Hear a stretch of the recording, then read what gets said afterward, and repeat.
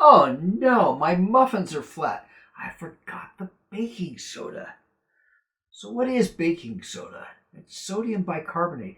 So now, if we look at the ion flashcards, here they are. I've got a sodium ion and I have a hydrogen carbonate, also called bicarbonate ion.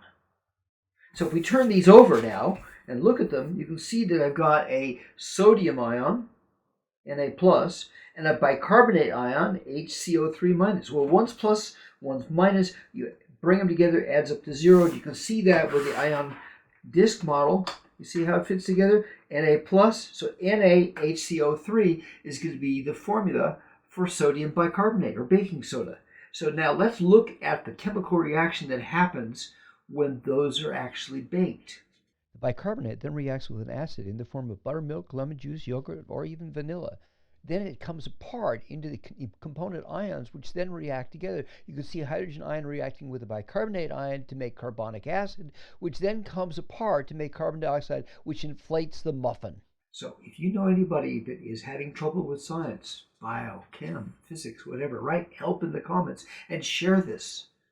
So I'm going to go back now and hopefully eat some good muffins that are all nice and airy with jam and butter and good stuff. Thanks so much. Bye-bye. Remember, write help in the comments.